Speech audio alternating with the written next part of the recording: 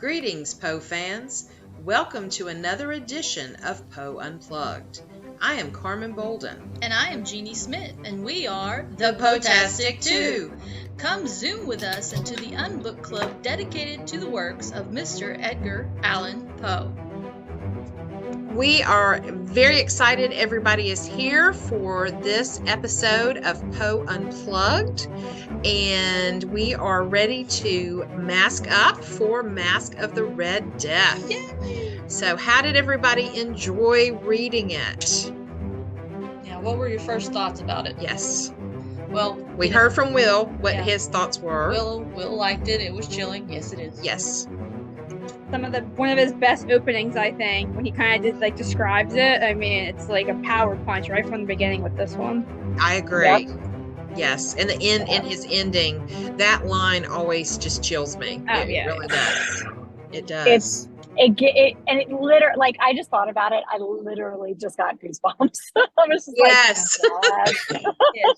I'm like, oh.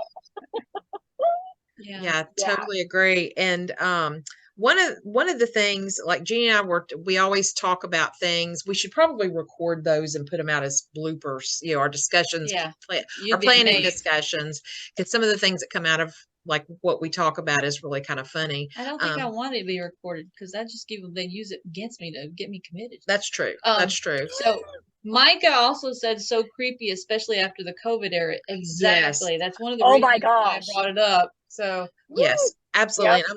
I'm going to go ahead and actually take my mask off. It gets a little bit hot.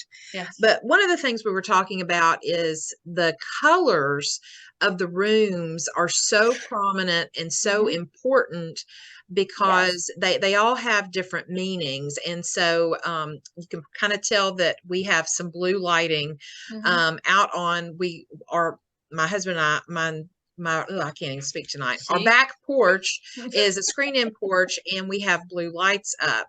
And so the first room that Prince Prospero starts in is the blue room, which is the east room, the furthest room in the house, and it represents birth. But also, once you brought up being east, cardinal directions also represent different things. Yes. Like east when the sun rises, so that also has a recognition of being birth also. Yes. So very true. Yeah. Very true. Back in Poe's day when he was writing this, they didn't have the psychological aspects of the different colors. Right. That didn't come around until like the late 1800s when you had, Freud, and then you had Jung, and then you have Skinner, and you have all the others doing all these wonderful experiments on people. Mm-hmm. Very sarcastically. True.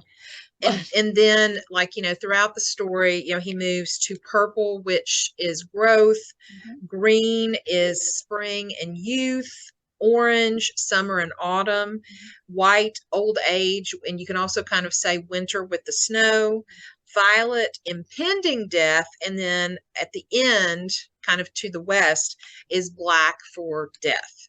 And one of the things that Jeannie brought up, I'll let you jump in here. Okay. The connection of the seasons to the colors as well. Yeah, and it also has the religious connotation of the Ecclesiastes, section 3, where it's written, and a lot of people, especially we were discussing this, a lot of musicians like the Byrds did a song that had to deal with this. To everything there is a season and a time to every purpose under the heaven, a time to be born, a time to die, a time to plant and a time to pluck up that which is planted, a time to kill and a time to heal, a time to break down and a time to build up, a time to weep and a time to laugh, a time to mourn and a time to dance. So it's like when I was reading the Masque of the Red Death, I was literally reading the King James version of the Ecclesiastes because he's, and we've already talked about the many different religious aspects that Poe likes to put into his stories, whether he's really just putting it there because he's religious or he just has found there's a tie into it. So any thoughts on what you guys kind of interpreted from any of this? Agree, disagree, your own interpretations? Yeah. Bring it on. Now, I really do feel that, especially with the colors of the room. I was going to say before you all started talking about the colors of the rooms, I was like, the way he uses the colors. Oh my gosh! I mean, Yes. it's very like when you're reading it on the page, like at least with the way my brain works, all I could see was like a room where everything was just that color, and that's what I see in my head. And I know that in his time, they didn't really have not the same kind of correlations that we do now with representations of various things with colors, but certain colors did mean certain things, like, you know, and especially with the colors that Prospero had in his rooms, that really signified his wealth.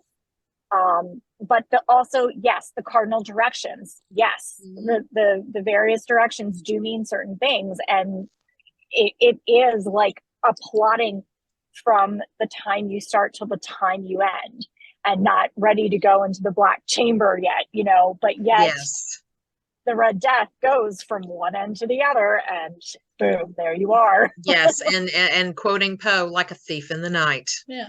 It's a true circle of life. Since you're starting in the blue room of birth, and then you're going to the black of death. Yes. Which is kind of odd because, you know, purple has also been associated with that of royalty. Correct. So the purple room having to be the second room, which would be growth, growing into that king's title or whatever. Yeah. So, Will, since you're new to this neck of the woods, give us some of your thoughts about your reading and what you agree or disagree, or hey, just bring it. No disagreements, and I must apologize to my Zoom kind of conking out there a few minutes ago. But no, I agree with but I agree with the significance of the different rooms and their sort of progression. Nothing really to add on that, but yeah, I agree. Okay. Yeah, and it just the one thing too, you know, we're kind of trying to watch all the Roger Corman Poe movies.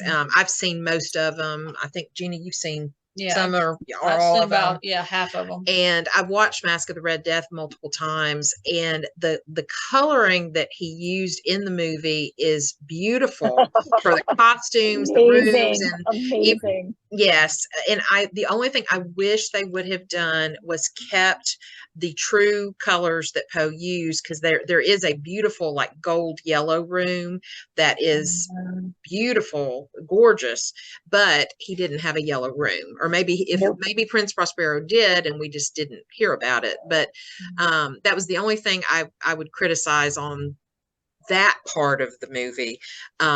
Just because they do go way off the deep end.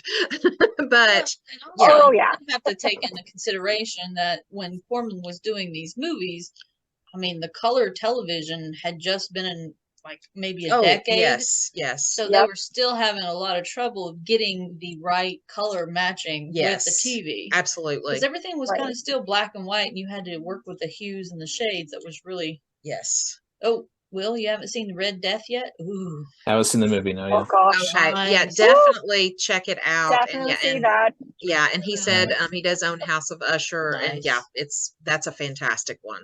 It really is. I remember the first time I watched The Masque of the Red Death wasn't with Vincent Price. It was actually with Renee. I always butcher his last name.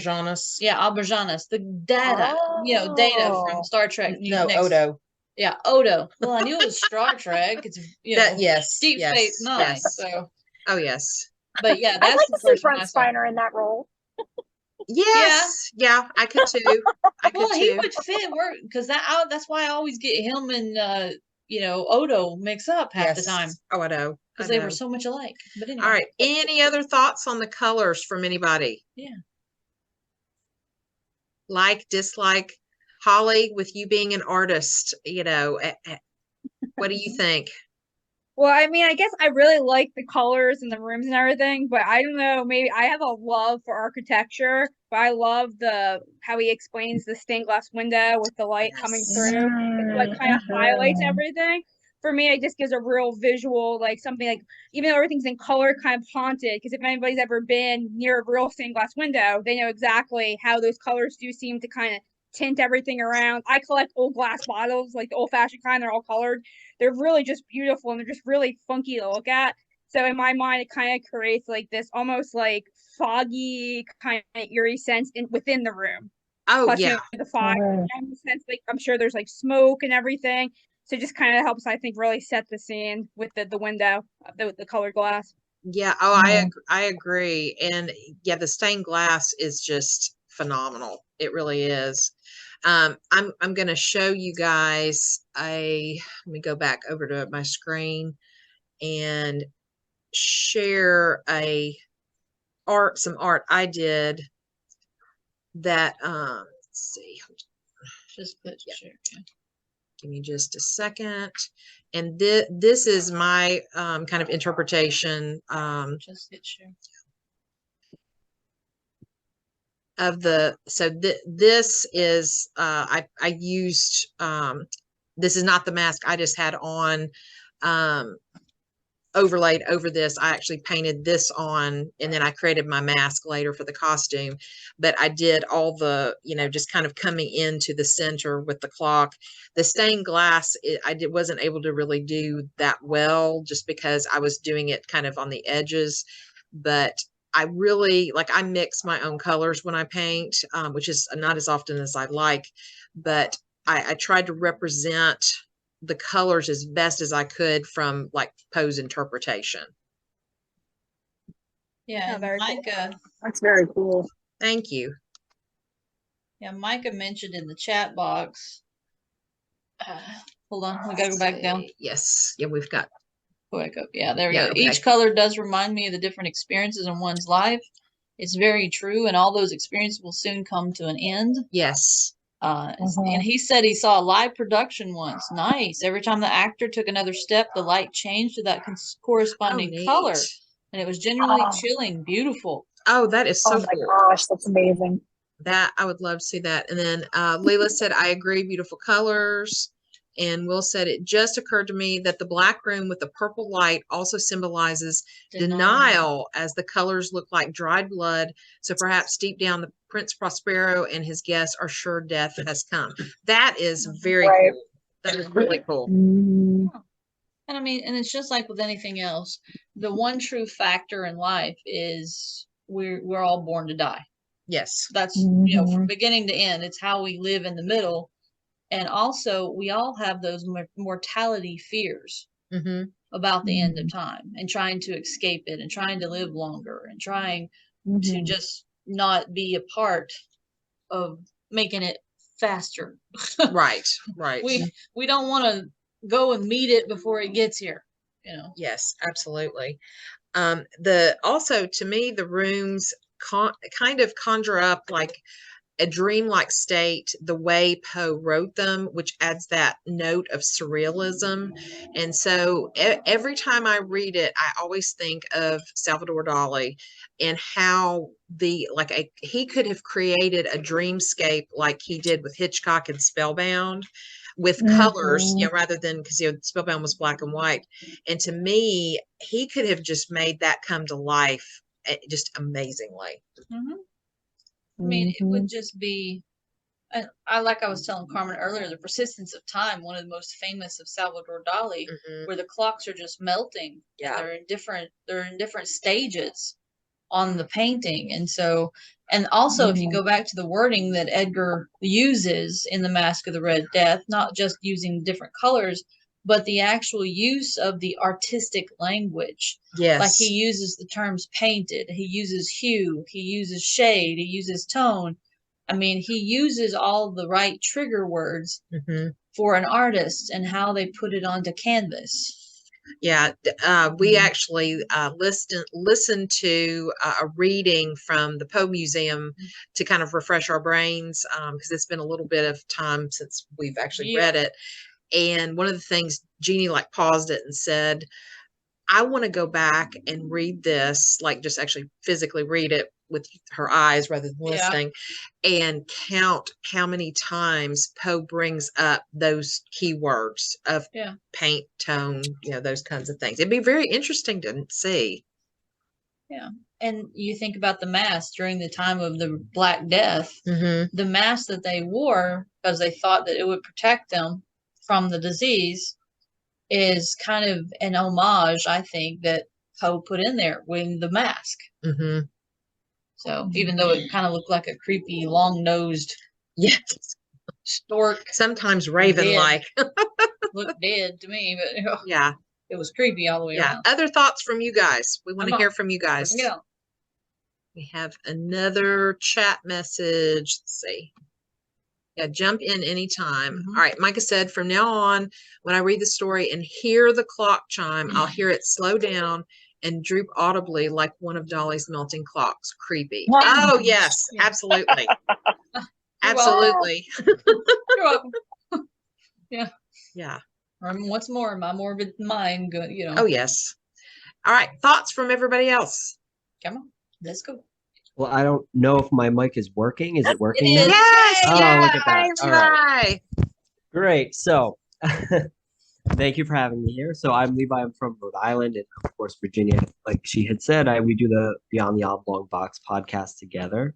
Yes. So, but yeah, I was definitely kind of pondering this idea about the 7 chambers and all the different colors that are in this story. And I think about how Poe was a visual artist, at least at some point in his life, especially in his younger years. I know his peers weren't quite sure whether or not he would be a great artist or a writer, because he was great at storytelling. He was great at, at drawing and the arts. And so I just feel like he was always very aware of the imagery in his works. Yes. And so, like, Virginia and I were just discussing the Raven, and as descriptive and moody and deep as that poem is, it's also aesthetically very symbolic too, with the black raven overshadowing a pallid white bust of Pallas representing wisdom. And so, like, he's playing off of the colors of the physical things that he's discussing or talking about in his poetry, in his stories. So I think about these 7 chambers, and yeah, I just think that he was trying to play off of that whole idea of, the Red Death. It's a plague being labeled with a color. So he wants to put a color in our head. So if he's going to put a color in our head, he's going to put all the colors in our head and have us play around with them all, And that's just so cool. And it's just something he does so successfully in all his stories, And so that's kind of what came to mind for me with these, colorful chambers. Wholeheartedly agree. Absolutely. And I was gonna 7 deadly sins, Micah. Yes, I totally agree. I could see, and you could probably take the colors and even reference which sins. I mean, green for greed, and envy. Yeah, envy. Yes, thank you. Yes. Sorry, my brain is a little tired. And then Will had also added, let's see, he says, to me, the bell was what gave me the chills I mentioned earlier, something about music that makes you dread. Absolutely. And that pulls in that audible, imagery. And definitely. Once again, it's Edgar playing with his history, because with the Black Death, how they would bury people alive because it would put them in such a coma that they would think they would be dead, but they wouldn't. So they would put them in the box, put them in the ground, tie their finger on a string, put that bell above their grave, and their family members would sit with them for 24 to 48 hours. And if they heard that bell, they'd quickly have to dig them up, or they would suffocate and die for real. And thus saved by the bell. Exactly. Where that comes from. Y'all may have heard that before. And then the correlation of the bell ringing being with death. Yes. You hear the bell ringing, and it's the chimes. Yes. For whom the bell tolls. Yes. Church bells. Yeah. All right, let's bring all the authors in. Let's have them for dinner. Come on. You got to say, Edgar probably had a little hint of something from each one of them, and they had something from him. Oh, yeah, absolutely. Sure. It all works. One of the other things, and I've actually taught this story to sophomores before, years ago, and they always loved this tale. They did not like House of Usher because they were like, this is way too creepy for us, but they loved Masque of the Red Death. And so I always enjoyed, teaching this one to my students. Unfortunately, it's not in our curriculum anymore. I don't know why, but it's Tennessee. We have different things.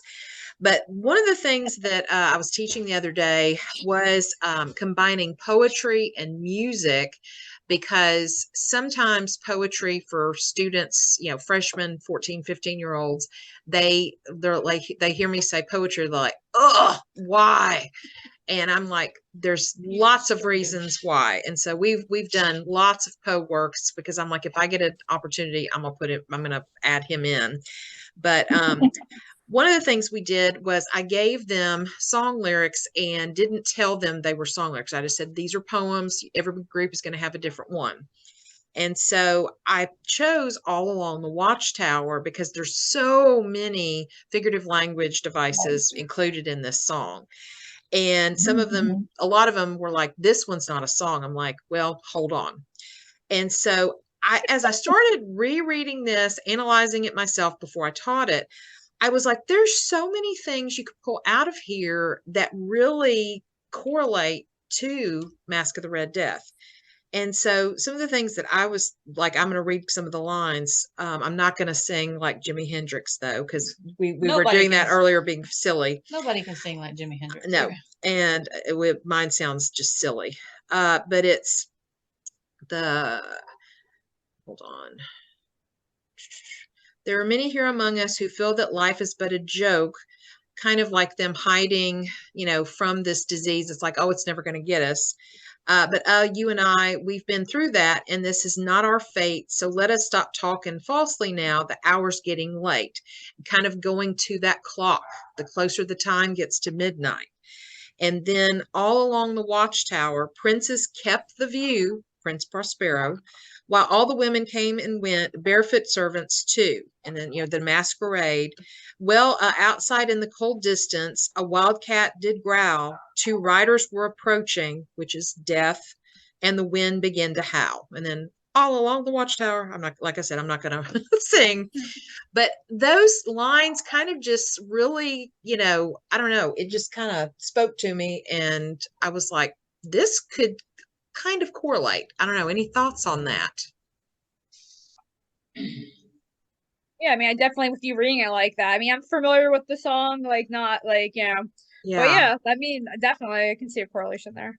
Yeah. And one thing I found out, and I didn't realize this until like really digging into this, that Bob Dylan wrote it, and it really made sense. He recorded it first. Oh, yeah. His version is definitely not as good as Jimi Hendrix, but it just made a whole lot of sense that he wrote this. And I was there's just a going lot to say of the same thing. It was Bob Dylan that wrote it. Yes, yes. And there's a whole lot of different meanings that, you could interpret from what he, mentions.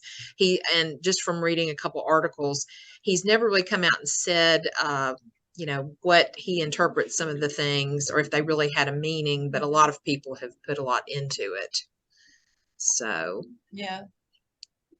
Anything else on that line? I always like to throw some things in when I like find those kinds of things. Well, I mean, it's just like when we were talking about the Ecclesiastes from King James Version, the birds, not the Yardbirds. Right. wrong band. Yeah. The birds did the song Turn, which pretty much is a rendition of that whole verse from Ecclesiastes. Mm-hmm. So, I mean, it's found in a lot of different places, and it's It just is, another outlet of art that that Poe has had a influence to, whether he did it directly or people just indirectly associated with him. Yeah, you never know what your brain may have taken from school and or your youth, and then it comes back in other forms. Hey, I was convinced when I was in school that osmosis worked for me. I would sleep in class on my book. So that I could see you doing that. Yeah. Where I was doing, I was this. Yeah, you're writing everything. Me, I'm sleeping on the book. I ain't got time for that. Yeah. It's amazing I became a teacher. Trust me. My old teachers found out I became a teacher and she laughed for 5 minutes. And then she cursed me. She cursed me instead of the mother's curse. She cursed me with a teacher curse. I hope you get one just like you. I'd get one. I'd get a whole class full at the end of every day. I'd be like, this is just mean. All right, so Micah added that the history of Saved by the Bell gives a whole new meaning to Screech. I understand. Yes. Yeah, Screech from Saved by the Bell. Oh, yes. Yeah, it's so weird that he died. He's the only one of Oh, the I whole know. cast. Yeah, and Will brought that up that Yeah. Screech is sadly dead. Absolutely. And he was only 44 Yeah. because he was only 12 when he was on Saved by the Bell. I know. That's just crazy. Oh, The Watchmen. Yeah, and then Micah said both The Watchmen and 1899 use this song, both about tragedy, the passing of time, and alternate realities. Oh, very cool. Okay. Yep. I was gonna probably say that, but I was like, Micah beat me to it. Yeah, that is very cool. I have not seen either one of those, so I'll have to check that out. I haven't seen 1899. Okay. Yeah. Any other thoughts? Just it can be totally different. Holly, you. Well, for me, I think one of the coolest things about this is the contrast of this crazy party where people are just being vicious and mean and just really going all out and just loving life when outside everyone's dying. And then with the mask, you know, he wanted them to be the most grotesque, hideous mask you could think of. Which I just love it because I mean my mind just goes crazy with that. But it's like Prince Prosper really wanted to really like hit home that contrast. Like look at this, and then make a mockery of it. Like haha, you're all dying, but we're having this lavish party. And I also kind of like the idea of that. No matter what your mask is, that we all hide behind every day, you can't hide from death.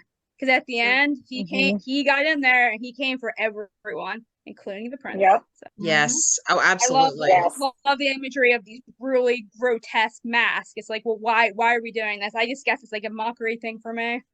Yeah, no, I totally get that. And I think Vincent Price in the Corman movie really portrays that very well. Yeah. It's like, you know, we're going to beat this. The donkey. My husband loved that part in the movie where he right. I was like, yeah. That was the best part. I was like, yes. Yeah, and Will made the comment that it makes him think of the people that denied COVID and making a mockery of wearing the mask by having COVID parties. Yes. You know, and this is definitely a modern day version of Masque of the Red Death. Absolutely. And I mean, fiction is definitely sometimes the reality. Yeah. It's really, it's scary to think about it like that. Definitely. And relevant like 200 years later. Yes. Yeah. Well, I also liked what Poe did. Oh, I'm sorry, Virginia. I didn't mean to cut you off. You're fine, honey. Go ahead. I was just saying that, like, what I really like is that we had talked about the color red, but I like that he actually gave, like, you just didn't die. Like, you know, you actually bled, like, from your face. Yes. So I really like that he kind of gave, like, a more tangible, real presence to a disease. Again, just like the artist type of thing, like, really super visual, you know, like the sign of the, like, blood and just I don't know. I think that's kind of neat because I've read other like post-apocalyptic things. Mary Shelley has The Last Man where she does something similar where they have like a bloody face. Yes. And I kind of thought to myself, I'm like, wait, when did she write that? I wonder if he had read that kind of imagery of like that's kind of how those people died. If those of you who've read it, it's about plague.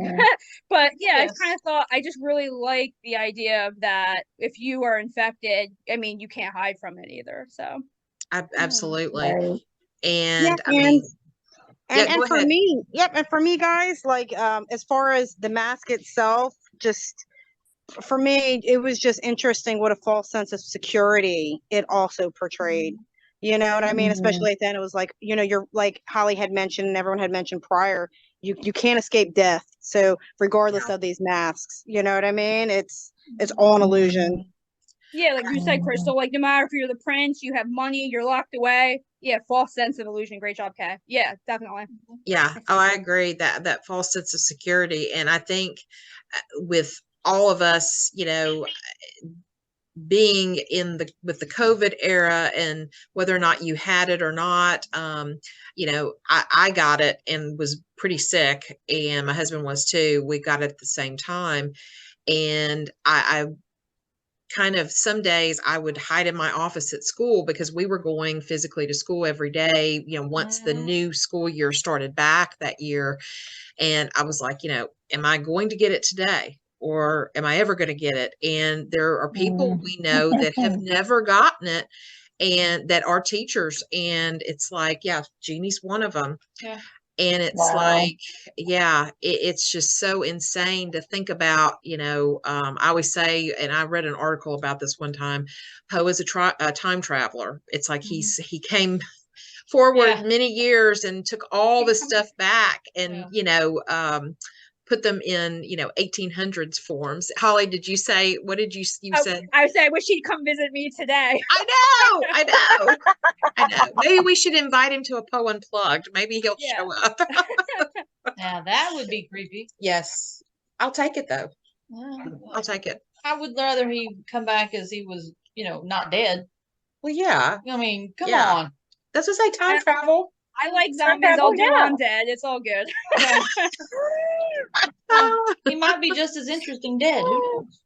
I think he would. Yeah. I think he would. And as for our newcomers, now you see, we always delve into the weirdness in this post. Yes, we do. So be prepared. It's probably going to get worse before it gets better. Oh, yes. Oh, yes. All right. Any other thoughts from you guys? Is it one of your favorite, or is it, because it is different than, some of the other ones.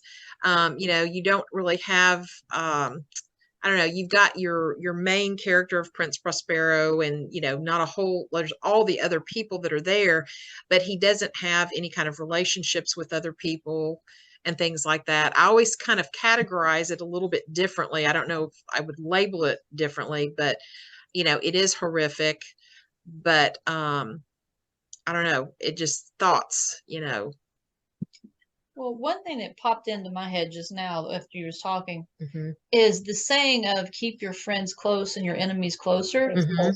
I was thinking about how, since he already had the rooms divided in certain areas, and he put certain people in there, I wonder if he put his friends closer to his room and kind of the middle, and then he placed those that were not his favorites or the ones he wanted to go first and hopefully get out toward the violet and the black rooms. He went ahead and placed them because in the story he starts placing the people in the different rooms in their masks. Yeah, that's true. So that's a good point. Yeah. So maybe he's oh, sorry, Jeannie. No, go ahead. I mean, I'll never stop talking. So I think really, if you kind of look at it, like the whole story could be really a microcosm of ourselves. Like we're talking about the different colors and stages of life. But like, we all have a little bit of like Prince Prospero in us where we can be cruel and kind of uncaring and not trying to help other people. And kind of you can kind of look at it as like kind of like a lesson. Like if you behave this way and you essentially think you're better than everyone else and you exclude other people from your friend circle or whatnot, you can kind of relate it to just life in general. Like you will get your comeuppance. So I mean, really, kind of like maybe a warning not to be, like death comes for all of us. You can't, and we want you to know better than anyone else. We want it to happen to you quicker, so we don't have to deal with you. That's why we're going to stick you here. Exactly. Yeah. And then I stopped our camera for just a moment because it was starting to flicker. Yes. And let's see, Micah added, I love the Shakespeare reference. Two powerful men of almost inexhaustible resources who end up isolating and protecting their own until they have to face certain realities. Yes, absolutely. Yeah. Got to have Shakespeare in there too. Oh, yeah. Even though Poe didn't like Shakespeare. Poe. That's a whole other episode. That's a whole They weren't friends. No. I don't think Shakespeare had many friends. So yeah, true. He was the best hated villain of his own work. Yeah.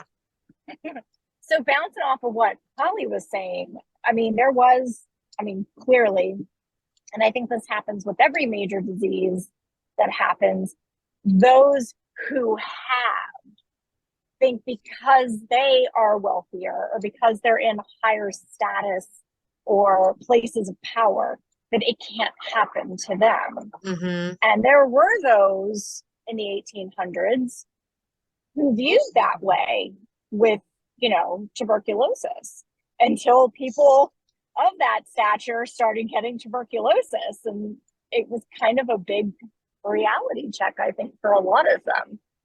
Because Yes.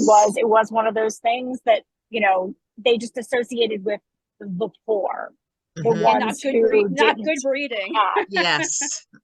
correct. Yes. Yes. Yeah, And Virginia exactly. and Levi have a really good episode about, like, all about tuberculosis and what it's about. Yeah, you did a great job explaining. Like, I learned a lot of stuff because, like, I knew what it was, but not Mhm. in the, like, extreme detail that you put it in. So thank you for that. Yeah, no, yeah, sure. It was worth the nightmares that I had for several days after. Poe is always worth the nightmares. Yes. That is Yes. true. That's true. That is true. And let's One of see. the reasons I love reading Poe. I'm just Oh, saying. yeah. And then Micah added, and it was also true of how some entitled dealt with COVID. Absolutely. Yes. Correct. I was going to say, again, one of those things where, you know, I had somebody say, oh, it said something to me because one of my clients at work, I had mentioned about, was, you know, going to be filming my podcast later that night. And this was Saturday afternoon. And she was like, oh, what's your podcast about? And I always cringe a little inside when people ask me, because I'm like, they're going to think I'm crackers, you know? And I'm like, it's about Edgar Allan Poe. And she goes, do people still read him? Is his stuff still relevant? And I'm like, and if she had her eyes open, she would have seen my head contort in such a manner that you would have thought my head was going to explode Yes. and become some kind of creature and bite her head off. But I didn't. I kept my composure. And I said, oh, absolutely. I was like, I can point you to a bunch of things that I think you might enjoy. And it's all directly either, you know, retellings of his stories or stuff that's been inspired by his stories. And I was like, perhaps you should listen to my podcast. Yes. I just love doing that. But seriously, I mean, like, I'm not going to lie. Like, at the beginning of COVID, when we were in lockdown, I was like, I think I'm going to read some stuff. And I got to Red Death, and that's always been one of my favorites. And I'm like, yeah, I can't read this right now. I couldn't do it. Because it was too close to home. Yes. Yeah. Yes. Yeah. Oh, Too close absolutely. to home. And you know, and kind of even going back to, you know, some of the diseases that were prominent during post time, you know, tuberculosis, especially, you know, cholera, things like that. It is a wonder that Poe did escape those illnesses, you know, diseases and things like that. Sure. Especially with Virginia having tuberculosis and it's being so, what's the word? Prominent. Yes, but I'm looking for another word. Contagious. Yes, thank you. Contagious. I told you I'm a little tired. Right. You're asking me to be your vocabulary person right now? Really? I don't know. We'll pick a random adjective. That's good. I think I heard somebody about to say something. Poe, I think that was. It was you. Yes, it was Levi. Yeah, I always think that too. That Poe is exposed to tuberculosis so frequently in his life and for long durations of time. It is quite a miracle that he never contracted it himself. He did contract cholera the last year of his life, and it kind of beat the hell out of him. That's true. But That's he true. did he did survive. He did survive it, but he did die a couple months later after surviving it. So, you know, who knows if it had an effect on his overall health that could have contributed to his death, you know, from other factors too later on. That is very true. And I know we were talking about kind of the status that went with like tuberculosis and how it was, you know, associated more with the poor in Poe's time. And I think about when it was published. And so it was published in like May of 1842. Mm-hmm. And I know Virginia first started showing signs of tuberculosis in January of 1842, so just a few months prior. So you have to wonder, did Poe start writing it right after that and just took him a few months to get it perfected and published it? Was he already writing it and then Virginia contracted tuberculosis and that just kind of set him over the edge a bit and really helped him to perfect it? You know, we don't really know the timeline there, but the two went hand in hand. Hand in hand. Yes. And you know, I wondered, was this kind of a message from Poe that, like, you know, we know that he lived in pretty impoverished in a impoverished state with, you know, with his little family. So was this kind of a message like, hey, you know, we're dealing with it and it's gonna come for you too. You know, you can't hide in your mansions and your castles and your elegant rooms. You know, it will come for you. It will find you. So you know, we have to wonder a little bit, what was Poe's kind of mindset and his motives behind this particular story, and how close it was to home for him. You know? Yeah, I agree with that. Yeah, what was it, just timing or was it purposeful? Absolutely. Right. Will added also, just a thought, Poe's substance abuse issues and denial, fear of death being near might also have inspired the story. Yeah, I mean, it just goes back to the saying that we've all lived by, especially those of us that are writers or artists or something, is, you know, write or paint what you know, what you feel, and all this. And, you know, that's why most of Poe's stories, I feel that it's him.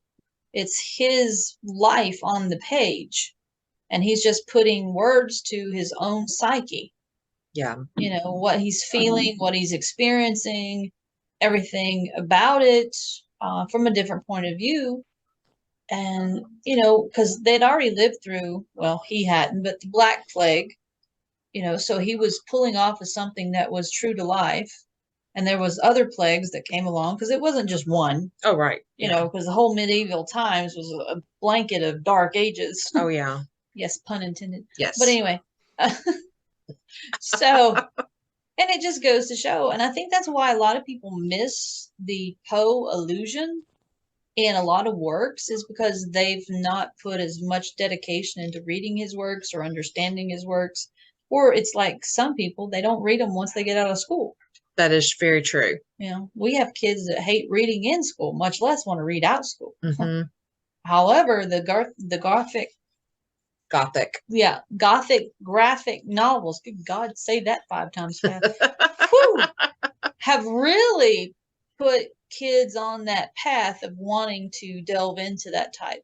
Yes. And they're seeing, you know, they're seeing Poe, like with Holly's books. They're looking at Poe and they're seeing Poe, but it's not, you know, it's not got them where they need to be with the trueness of Poe, but they do at least get Poe. Yes. It gets them into the real Poe. Thank you. Yes. Yes. The real Poe. And let's see, Will also added, thankful for his wonderful creative talent to combat those demons. Yes. Absolutely. Absolutely. And, you know, I bring it back up once again. We always get lost in our art to kind of help deal with the demons and the monsters running around in our own head. Yeah, for whatever they are. Yeah. Yes. Absolutely. Could be different each day. Absolutely. Each minute, each hour, each second. Okay. Anyway, so final thoughts. What do you guys think? Anything to add that we haven't kind of covered, or can I give a shout out? So, like, I'm really bad with technology. You probably heard me say this before. So I don't know how to share a link, but there is a voice actor narrator who does a lot of Edgar Allan Poe, Lovecraft stories, called the Tale Master. And he does, I don't know if you ever seen him. I was hoping Keith was here because I was assuming Keith probably would have listened to this. Yeah. But he does a narration of Masque of the Rod Death, and it is hands down the very best. This guy, once you start reading, like listening to him, because he does Raven, he does all different ones. Oh, nice. So, like, holy crap, he's called the Tale Master. If you look him up, like, he is. How's it spelled? I think it's just like I'm gonna GAL. look it up. I'm gonna look It's it like up. GM Danielson, I think is his actual name. Or something like Okay, that. let's see. Yeah. Okay, you said the Yeah. Tail Master. Yeah. Yeah, because his like he does like he changes his voice. I mean, he is the voice actor of Poe. Like seriously, I wish he would do like a complete works. So if you haven't checked it out, it's well worth you checking out this guy's channel because he is by far the best. And I listen to a lot of audible books, or however you say that word. I listen to a lot of voice actors. Yes, and he is the best. I think I found him on YouTube. Yeah, Micah just posted it. Oh, perfect. Oh, Micah, you beat me to it. Thank you. Yeah, there's me. Yeah. All right. Yeah. Somebody put But something. check this guy out. You guys will not be you will not regret Disappointed. it. Cool. Oh, awesome. Yeah, we love, when everybody shares the different things. Yeah. Yeah, Holly does not lie. She sent me one that he narrated. It's unbelievable. I actually got chills. I was like, this is amazing. Oh, awesome. Yeah, I mean he is. And then he does the emotional reading of the Raven, which I think is the best Raven reading as well. Because he has different versions of the reading. He does a creepy one, he does emotional, romantic. He has all different versions, but yeah, well worth it. Okay, cool. Awesome. The Masquerade Death one. Yeah. Oh, that'll be cool. Yeah. Let's see. Will added, yes, I really enjoyed this and glad I came upon it by happy accident. Any chance of you will be discussing the Telltale Heart soon? That's my mom's favorite. Oh, cool. We actually did the Telltale Heart on Poe Unplugged back in October or November? October. October. It was October. Yes. Yeah. It was October, and we invited Poe Movies on. They were our Gothic guests that month. Mm-hmm. So I think we have published that one, haven't we? Yeah, it's on YouTube. And so it's on YouTube and Spotify. So go out, Will, and check that out. And we actually showed the Telltale Heart short movie that they made on the Poe Unplugged. Yeah. And so and they did a fantastic job with their movie. So and Will, if you haven't already, sign up for our journal that we send out once a month that gives what we're going to be doing on Poe Unplugged and on our podcast every month. Yes. And you can find it on our website. Yes. Yes. Which is just 6degreesofpoe.com. Yes. Wonderful. And I was going to say, speaking of upcoming Poe Unplugs, next month it's going to be, we like to do it that last Tuesday of the month, and we are going to keep with that tradition on March 28th. And we're going to be discussing the Pit and the Pendulum. And I know Virginia and Levi are going to join us again, and it'll be awesome. And then in March, we are teaming up with Virginia and Levi to do a live Facebook event. Yes. Which will turn into a podcast. Yes. So for both of us. Yes. So we're really excited about that. Yes. We're excited. Very excited. Yes. And if you're in the Baltimore area, April 1st and 2nd, the Telltale Steampunk Festival is going on. And we will be there. And let's see, Virginia, you are definitely going to be there, right? But Levi is not going to be able to make it. I'm going to be there. Unfortunately, I'll be all the way up in Rhode Island. Okay. He'll be a float. He's going to be a floating head a la Futurama. Yeah, as it should be. Right. So that's how we're going to end up doing, because we're doing a live. When I say quote unquote, where we're going to have a live studio audience. So that will be great. We're actually doing 2 different episodes. I don't have liberty to discuss what the second episode is yet. That's okay. It's legal stuff, but I promise it will be interesting. And then the first episode is a very special episode that we started planning for this last June when I got wrangled into this. Oh, very cool. So I was like, oh, we were gonna do that. We're gonna table that for the festival. So yeah, so we've been waiting a year to do this. Yeah, and a nice little plug for us, if you haven't already about this, that we did an interview with the New York best-selling author AJ Jacobs, just this past Thursday, and we will be posting also on our podcast the audio, but we will posting on YouTube our actual interview with him, and it should be up by what, this weekend? Yeah, this weekend. I don't even know what day it is. What day is this? It's Tuesday. Okay, it's Tuesday. All right. I don't know. I just show up when Carmen tells me to show up. I'm like, okay. Yeah. But yeah, please stay tuned to that. Yes. And he's an awesome He is guy. He was amazing to talk to Yes. and pick his brain about ciphers, puzzles, cryptograms, everything. And we really had a good time talking to him. Yeah, and his book called The Puzzler actually has an Edgar Allan Poe cipher in it. Yes.